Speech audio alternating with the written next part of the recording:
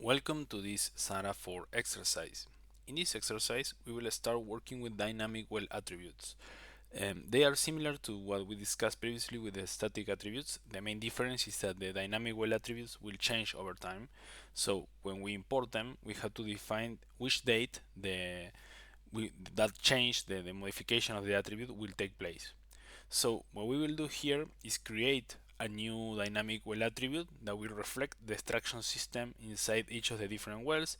We have to then import the dynamic attributes with tables containing the well name, the date of the change of the system extraction system change, and the attribute value, which is going to be which extraction system we are defining. So it will be either socket rod pump or ESP or PCP.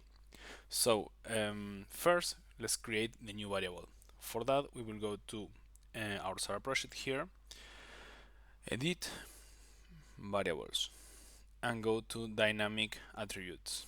In dynamic attributes, we can see that we have some by default, but we will need to create the new one that is going to reflect, as we discussed, the extraction systems.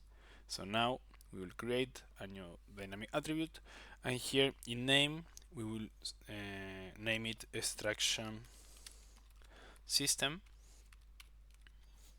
Here for the short name, let's call it ES, reference ES. The variable type is always going to be data. The data type is always going to be enumerated, so we don't have to modify anything here. For the keywords, let's select a keyword to do an easier importation. It's going to be exist.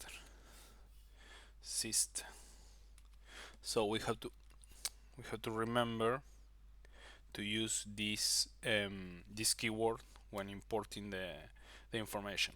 If you don't, it's not a big deal. You can select it in the column as well, but it's better if you do it quicker by selecting the right keyword. So now we have the keyword selected. And now you can either here, if you want, you can also select in which different language how the name is going to be reflected of this attribute. If you are working with Sahara in more than one language, this is not going to be the case here because we are just discussing and talking in English, so that shouldn't be an issue. But if you need to, you can modify it here. But as I was saying, here we have two options. We can either create the attributes. In this case, it will be ESP, socket rod pump, PCP, or gas leaf, or any other structure system that you want to define. We can create it manually by going here and adding new attributes like this, and doing the modification as we discussed in the static attribute exercise, changing the name, the reference, the symbol, the color, and the keywords. Or you can leave this attribute table blank, and just at the moment of importation, Sahara will create a different attribute for each different extraction system defined. So it's not going to be necessary to create them manually.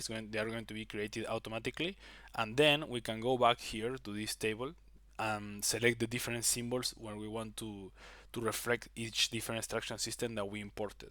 So in this opportunity, we will do that and finish the creation of the variable here by clicking save. So now we have created the variable, and in the next exercise we will import the dynamic attributes and see what attributes we end up creating. So thank you for watching, and that will be everything for this tutorial. Have a great day.